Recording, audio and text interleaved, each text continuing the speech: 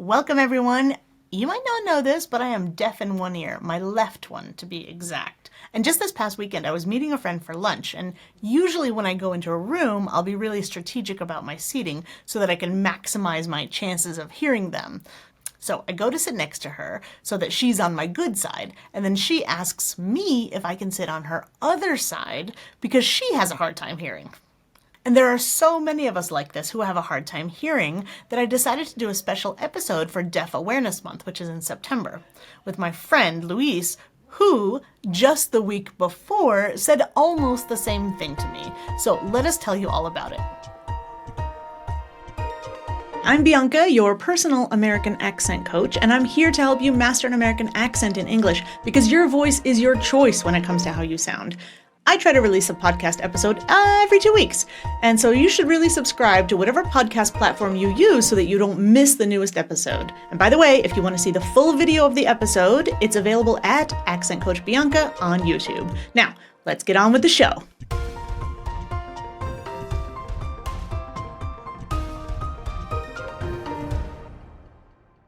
Hi everybody, welcome, and we're here today. I'm going to talk with my friend Luis. You might already know him because we've done a previous episode together, but actually we've known each other for about a year and a half, right? Is that about how long we've known each other?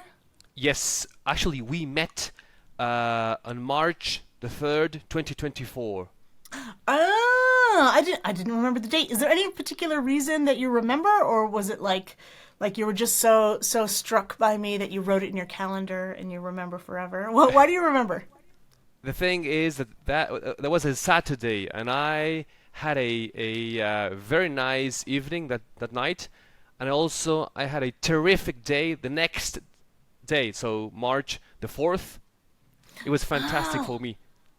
Okay, so you just remember that then. That's funny. I couldn't remember the exact date, but I remember it was in the spring, and which is not normal for me because we both live in Guadalajara. We know each other like live and in person, right? IRL. But the funny thing is for me, I don't know if you get this feeling since you're from Mexico City, but in Guadalajara they call it the city of eternal spring, and it's true for me. It's like it always feels the same, very little difference in temperature. So if you say, oh, we met in the spring, or oh, it was a lovely fall, for me, I have a hard time remembering when it's Easter and, when it's Christmas, because I know there's some variation, but the temperature feels similar all the time. Is that the same for you coming from Mexico City?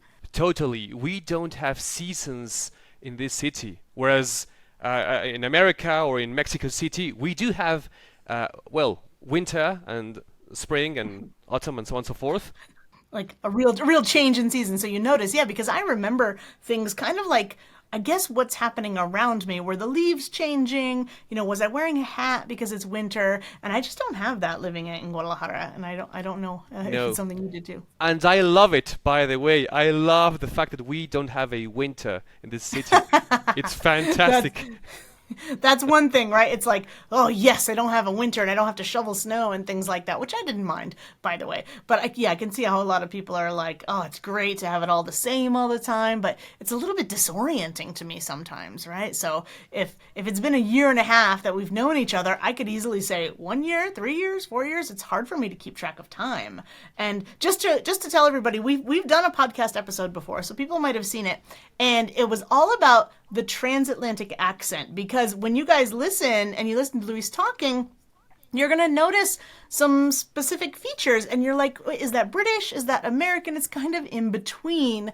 And this is the accent that he wants to speak with. And it's amazing. And we did a whole episode just on that. So you guys can listen to that, check it out later. But if you do notice how he speaks, that's why. And so now I want to ask Luis to introduce yourself for people who don't know you and maybe didn't see our previous episode.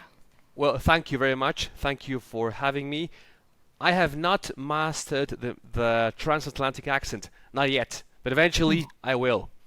Anyway, yes, I am a medical doctor, as you can see with my books behind me, and I have worked as a medical doctor in Germany, in Austria, Switzerland too.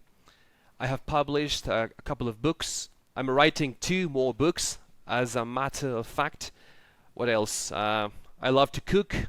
I love traveling, fencing, mixed martial arts, boxing. I practice many sports. Oh, and I wow. love linguistics, by the way. I'm very much into it. And this is kind of the point. This is why people sometimes think, "Wow, you have guests on that I never would have guessed," right? Because it's a podcast about accents and language, but I talk to people all over because I think there's always an interesting kind of intersection. And I'll always ask the person, "Hey, what are you passionate about?" Right? And so here's the story behind this episode. The other episode makes sense. Oh, transatlantic accent, right? That's obvious. But why are we doing this second episode is because you and I are in a business networking group, and we go on Wednesdays for this group, and we were at this pizzeria slash craft brewery, and I think it was 2 weeks ago. Do you remember? Was it 1 week ago or 2 weeks ago? I think it was two It because we've was both been three. sick. It was 2 weeks ago. You're Okay, right. two. Okay, I was gonna say 3 weeks. Oh my god, I lost another week. But no, it's only been 2 weeks ago. But yeah, and I've kind of been sick ever since. But the bar was noisy that night, I remember, and you were sitting on my left side, so I was sitting on your right side, and we were talking, and I remember I was really just cranked around and turned, looking at you, and I remember thinking, this guy can't hear me. And I can't hear him because I can't hear anybody because I'm deaf in one ear. But I remember saying, hey, can you hear me? Or something like that. Or I think you can't hear me, I was saying. And you would point at the wall and you were talking about the art on the wall. And I was thinking, yeah, he definitely can't hear me. And I think I said some other sentence like, hey, how about we switch seats? And you said something like, oh, yeah, next Thursday, I think. And I was like, all right, this is not working. And I think I literally like pulled you and said like, come on, we're switching seats. And then you told me the other half of the story, which is that you are actually deaf in that ear. It's your right ear, isn't it? Absolutely. I have a hearing impairment on my right ear. So that kind of stories or situations happen to me all the time. All the time. I live my life this way, absolutely. And not only that, so this was 2 weeks ago. Today we're recording. It's the middle of September, and September is actually Deaf Awareness Month, and that's why we were like, oh my gosh, let's record a special episode just for this. So if people are thinking, what is this episode about? Why is this person here? It's because we both have this issue. We just discovered it. It's the perfect time to talk about it. So let's start with how this happened. Like you have an impairment, right? I have complete deafness on this side. For me, it's my left side. And the reason for that, if people don't know, if you're listening to this podcast or you're listening to me for the first time, I had a brain tumor. Don't worry, it was a while ago. And I think, my gosh, like 15 years ago probably. The reason that I discovered it, I think, is a pretty interesting story. So in high school, I was on the ski team. And I was an okay skier. Not great, but okay skier. But then I learned snowboarding, and I was much better at snowboarding, and I enjoyed it a lot more. I taught snowboarding in Vermont one winter, and then in university, as I was about to graduate, I was like, whew, I need some money. So that winter, I thought, I'm going to teach snowboarding again. Good money, lots of fun. And wouldn't you know it, the mountain had no positions left for snowboarding instructors, but they did want ski instructors, and I thought, all right, fine. So I went out and I was on the skis for the first time in years. Of course, it was a nightmare. I was falling all over the place. And I thought, well, doesn't that figure? And didn't get the job, obviously. But the next day I came back because I thought, you know what? No, I think it was the same day. I had brought my snowboard and I was like, oh, that was horrible. I'm just going to go snowboarding the rest of the day. And I did. And of course, I was falling, I was so tired. And I thought, well, yeah, I've been falling all day. Of course I'm going to not have a great day. Next day I come back and I thought, all right, we're going to wipe the slate clean. This is going to be a good day. Well, no, I am like on my butt half the time, not understanding what's going on, totally confused. And I thought, well, no, this is not how I normally am. I'm not so bad from yesterday. And I started to think, oh, maybe there's something wrong with my equilibrium. Maybe I've got like some liquid in my ear, some fluid. I thought, let me go see an ENT. Right, and for people who don't know, this is the best word in English. I think it's an ENT. For people who don't know, is an ear, nose, and throat doctor. ENT. It's short for that. But there's a great, more technical word in English for it. You must know it, right? What's it called? Rhino or rhino Uh-huh. laryngologist. I think we have the rhino in there too. Otorhinolaryngologist, I think. Yeah, and I've also heard it without the rhino. I've heard OTO as well. So for people who haven't heard those acronyms, that's what we're referring to. So somebody who studies, this area. I thought, it's just fluid, right? It's got to be something like that. My balance is off. Well, I go to this ENT, and he's like, there's no fluid in your ear, and there's kind of only one other thing it could be, so you need an MRI. So I go for an MRI, and come to find out, I have a golf ball-sized tumor behind my ear, and it's literally on the hearing and balance nerve, hearing and balance. So yeah, my balance was affected, right? And that nerve is actually next to your facial nerve. So what they did was they drilled into my head, they cut it out of the nerve, just cut the nerve completely, took out the tumor, and that was that.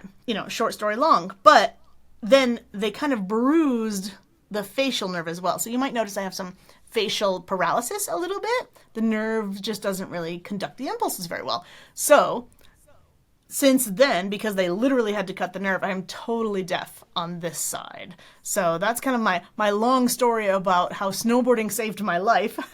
Yet now I kind of have to read lips to hear people better. So, but like you said, there's so many stories that we can tell. But can you tell us how it happened that you have this impairment, this hearing impairment on you? For you, it's your right side. Yes, it was a lousy accident with fireworks. My cousin, who happens to be a dumb person, just to be very poetic and very respectful. We hope he's not listening right now. And if he does, who cares? I mean, he's my cousin. Okay. If you have watched the movie Dumb and Dumber, that's my cousin.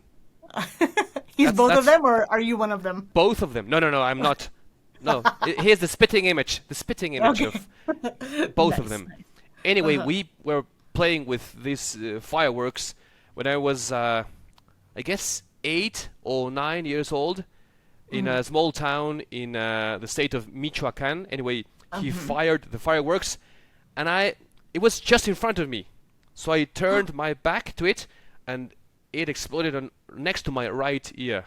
Oh. And since then, I have been almost deaf. I can hear to noises and people speaking, but I can't tell what they are saying. Okay, so you hear like a muffled sound. Maybe we can describe it for listeners, what that's like. Like you just hear Gibberish. noise. Just gibberish. That's what I hear. Okay, so for you it's just kind of like noise, but you register, okay, there's a sound there. Like you can hear something. Yes. You can't distinguish what the sounds are, maybe. I have a lot of trouble distinguishing directionality, let's say, especially if the room is kind of large. And I think also that night when we were together not long ago, I think the ceiling is very tall, and I think the walls are thickened stone. And so for me, it's like being in a cave, and I kind of hear like echoing and sounds are bouncing around. For me, it's hard to tell who's speaking sometimes. Where are they? I don't know if you have that trouble too. Yes, because I'm not sure if it's just behind me, to my left, right. Well, with one exception, if they're just next to me on my right ear, on my left ear, I know precisely who is speaking. But if it's somewhere behind me, in front of me, or to my right, I have absolutely no idea. And if I might bring something nerdy to the conversation, please. There's a word for very long words in English. Sesquipedalian. Oh, sesquipedalian words. Okay, For otorhinolaryngologist, every long word is called sesquipedalian. I'm a brainy when it comes to words. I'm reading many words every day, believe me. There's a word that is the fear of long words is known as hippopotamonstro sesquipeda daleophobia. I think that's how you say it. Hippopotamonstro sesquipedaleophobia. I think so. Okay, I think that's how you say it. If you want to give it a try, knock yourself out. No. I shouldn't butcher the English language.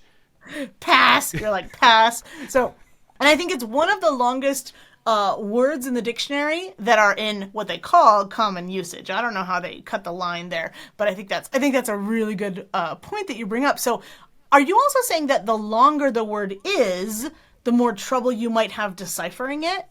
Yes, absolutely. Imagine for a non-native English speaker like me, if I had to pronounce out loud a very long word, it takes a lot of courage to do it.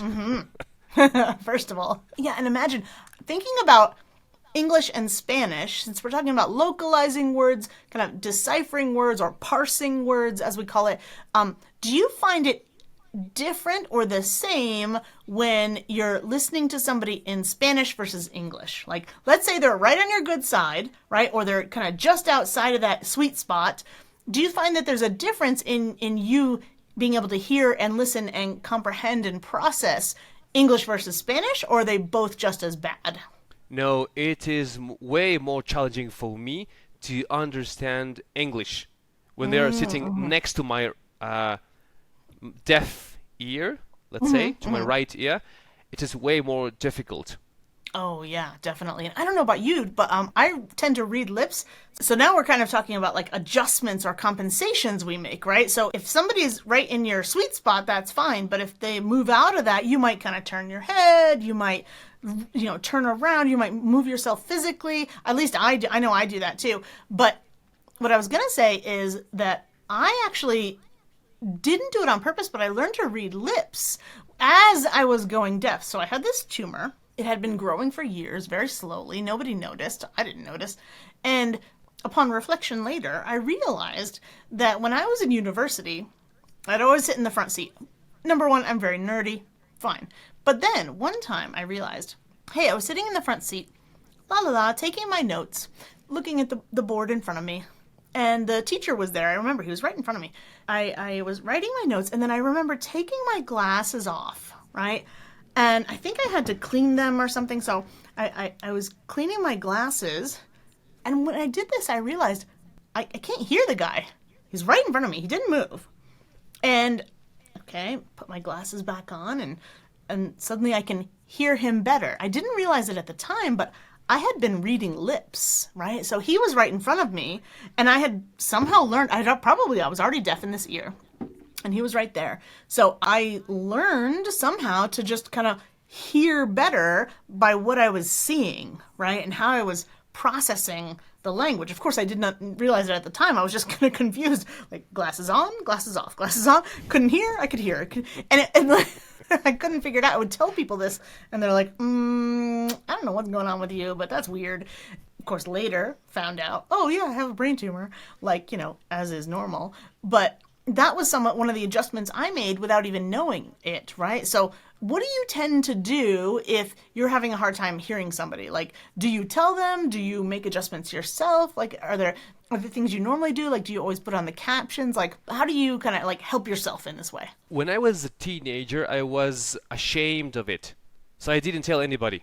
I was just turning my head towards the person who was speaking. But I found myself at some point that women thought I was flirting with them. Yeah, that happens to me even nowadays. I look at them because I need to really pay attention and use my left ear, and eventually, sometimes they just rule me out immediately. Sometimes they reciprocate my. Oh, it's a tactic. It could be. No, it is not. I give you my word. It is not. It's just that I'm I don't. Yeah, but that has happened to me many times. At some point when I was 17 or 18, I didn't care anymore about other people's opinions, so I just started to tell everybody. Okay. And it made my life just simple. And I try to look into people's mannerisms, body language. That has helped me a lot.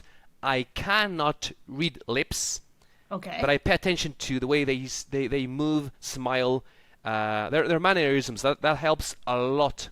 Like, what do they say? 90% of communication is nonverbal, So really, like, we might be missing a lot, but because of our compensations, we might be picking up more than other people. Who knows, The rhythm, the intonation. Maybe if I can just pick out the louder words, maybe if just that, maybe I'm catching more information than somebody who's not paying attention to the rhythm, or you, I mean. And just between you and I sometimes cheat.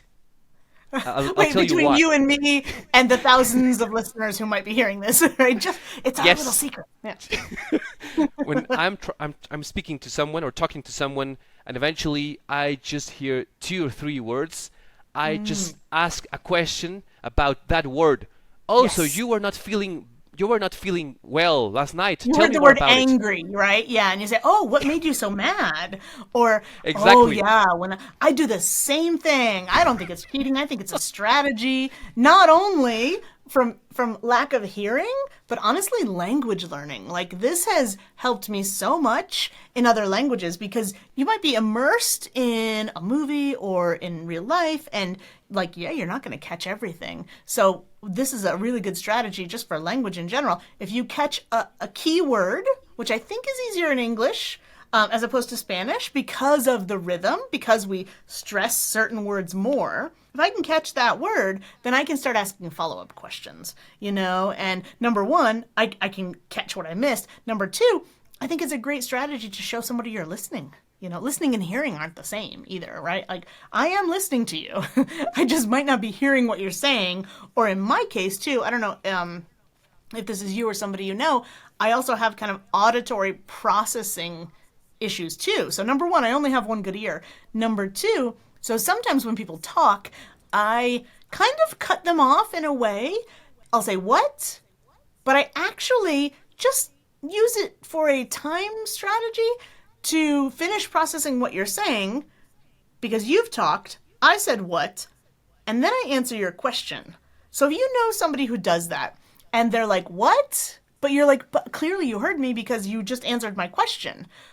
That is true, but I needed that extra few seconds to kind of process and formulate an answer. So for me, saying what can be a kind of a stalling technique, I guess, but it's not because I didn't hear you sometimes. Sometimes it's because I'm still processing what you're saying, right? And maybe processing my answer. So I don't know if that's the case for you, but that's like an additional thing that I do. No, it is not my case, but I do ask deliberately questions about what the other person has said, just to sometimes really grasp at what I'm trying to say, because there's sometimes noise in a bar or a restaurant and I can't hear a damn thing.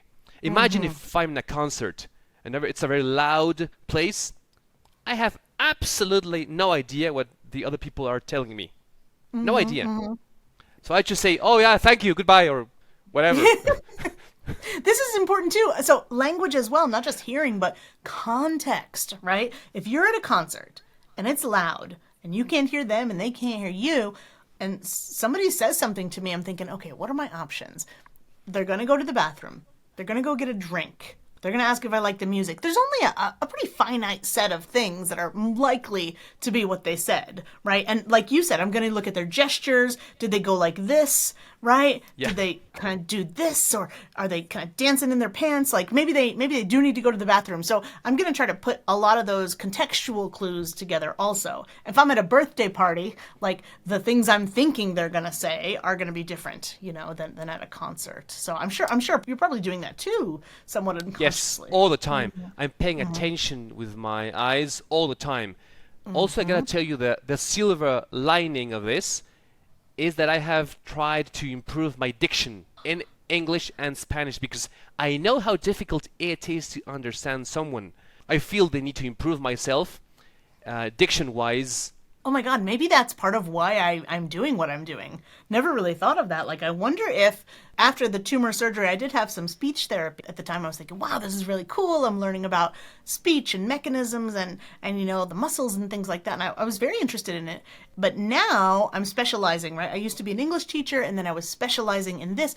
And maybe that plays a part is because I focus so much. I'm like hyper focused on what people are saying, how they're saying it, right? What are the articulations? For example, if you are, completely deaf, not just unilaterally deaf, if you have the speech organs anyways, you can speak, but you don't have that feedback, right? So if somebody is completely deaf and they can make sound, often they can learn how to literally, where do I put my tongue? How do I do this, And it's going to sound different. There's what some people call a deaf accent, right? In that you might have that sense of like when somebody's deaf and how they speak, right? It sounds a little bit different. That's an accent for sure. But my point is like, I think I might be like you, kind of hyper focused, and that might have led me to where I am today, so that's super awesome. An interesting silver lining for that, yeah.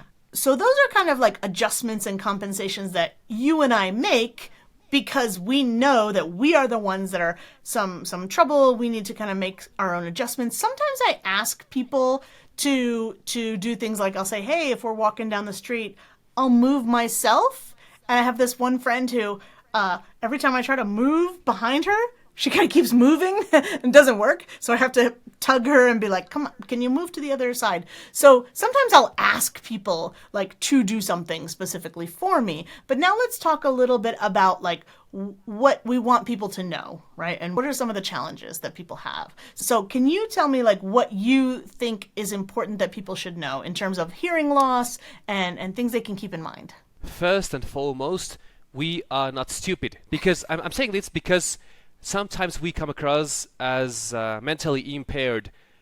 Look, if you see someone on a wheelchair or someone who is blind, you immediately know they have a physical impairment. You know it. It's face value, you know it.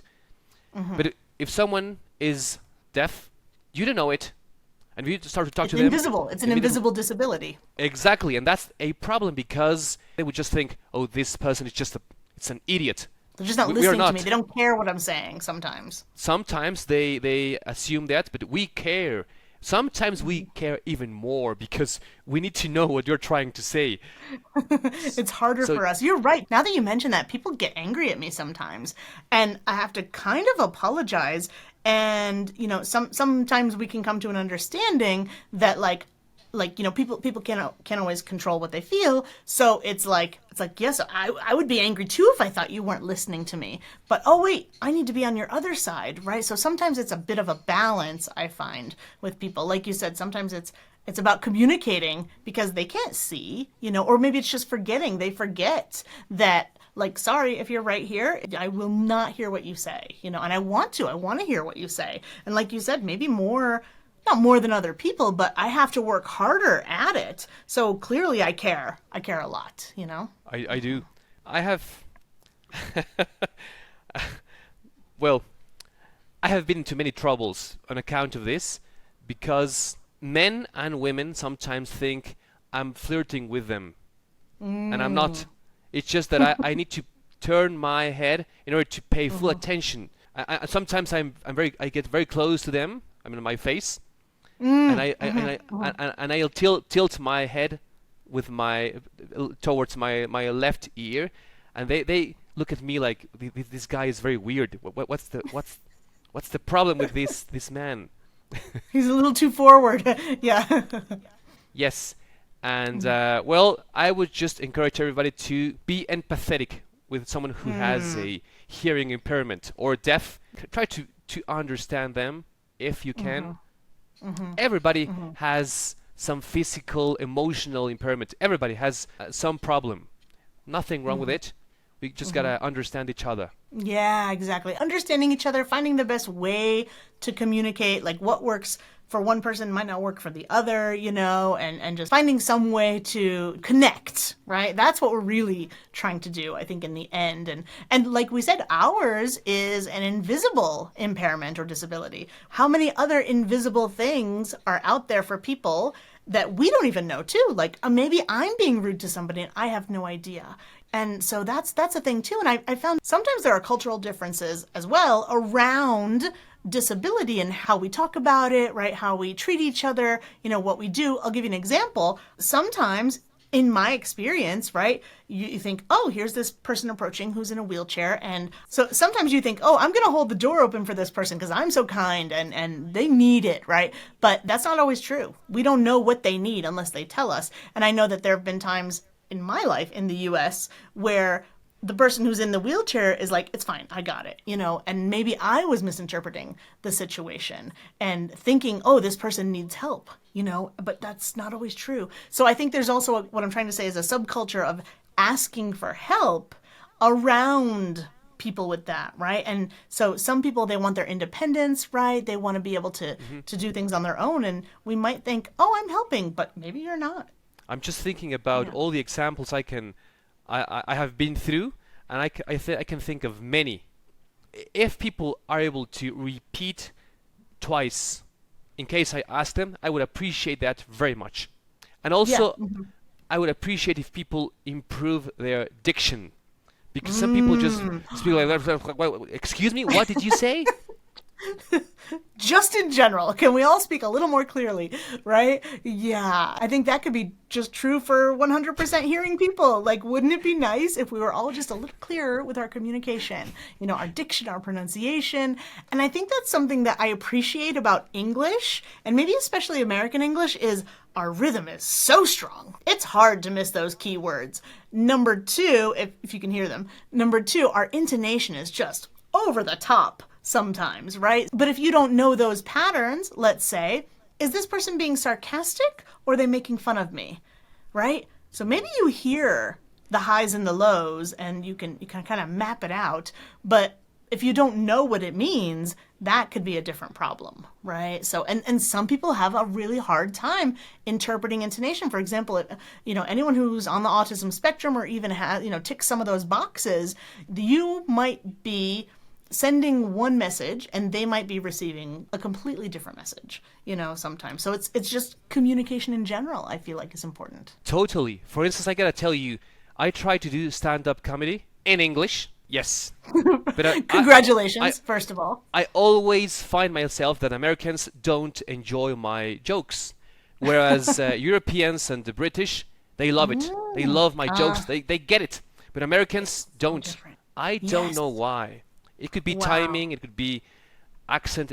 Who knows? So many different things. Yeah, I have a friend she's American, she does stand-up comedy in Spanish too. I was so impressed, right? And then another time I had a client who was a Japanese first language speaker, and he's like, I'm going to do stand-up in English in LA. And I was like, God love you, because that is a whole thing, man. There's so many things to think about. Just pausing, like you said, it's the timing, it's the pausing, it's the lilts, so much goes into that. So that's like a high form of art. And speaking of how we interact with each other, right? I was saying that, sometimes people get angry with me, right? Or sometimes when somebody says something, I'll say, what? But I'll actually answer before they even repeat. And that can make somebody upset, Or somebody will get it and they'll repeat themselves again. And I'm like, no, don't repeat. I'm fine. I just need a second. All of this stuff, like we said, it's invisible, but there can be other things too. For example, I mentioned earlier this thing called auditory processing disorder, right? APD. And if you know somebody who always has the subtitles on, they're always saying what, or kind of the way that they handle sounds seems a little bit different to you, think about auditory processing disorder as well, and maybe look into that, right? It might not be a hearing issue, but a processing issue. And there's lots of people out there that are, kind of undetected, let's say, who could be also making adjustments. And the reason I bring that up is we're recording this in Deaf Awareness Month, which is September, and April 4th is APD Awareness Day, so auditory processing disorder. I believe last year I had a speech therapist on, and we talked about it during that time, a special event. So this year we're going to plan some other kind of, I think, special event. So until then, guys, we're going to say thank you so much, right? We just want to raise your awareness about deafness or even just hearing loss. We talked about kind of unilateral hearing loss and deafness, but some people need a lot more than that. Just the other day, somebody was talking about sign language in my Discord group, in my community. And they said, hey, is there one universal sign language? Because we always seem to call it sign language. And you're already shaking your head. No, because we have signed languages, right? So even, I don't know if you know this, down near one of the parks downtown, there's this cafe which does MSL, so Mexican Sign Language. We have Mexican Sign Language, American Sign Language, British Sign Language. You can have dialects, you can have accents in sign language. How people sign can show where they're from or can show their age, or all kinds of interesting things. So we're just talking about speech and hearing spoken words. But there's a whole Deaf Awareness Month, I think, can include a lot more about that too. So just to say, it's the tip of the iceberg. But we wanted to say thanks, guys, for listening to our stories a little bit today and hearing about what we have to say about our own deafness. And so if anybody out there, has some hearing loss or knows somebody who does, we would love to hear any comments about this too, because I don't like talking about it just because it's Deaf Awareness Month, but, I'm deaf all the time. This is my part-time job, is figuring out what people say. No, actually, it's my full-time job, figuring out what people say and helping them to communicate clearly. So I think it's really important to both of us. And it's just funny because we found out the other day, just sitting together at a bar, and we were like, nope, I'm on your bad side and you're on my bad side. So we've got to switch, right? So, yeah. Anything else you want to mention, Luis, before we say goodbye to the audience? Well, I hope all of you join you in April for this APD awareness. Absolutely. Yeah, we'll do something special for that. So in the meantime, guys, we'll say thanks for listening and sharing our stories today. Thanks, everybody. Bye. Thank you. Goodbye.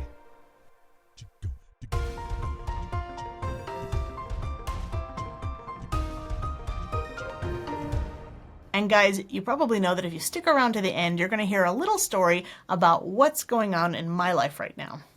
And ever since that meeting where Luis and I discovered we couldn't hear each other, but in opposite ears, actually I've been sick with a cold, which is really strange because usually with my autoimmune disease, I never get sick.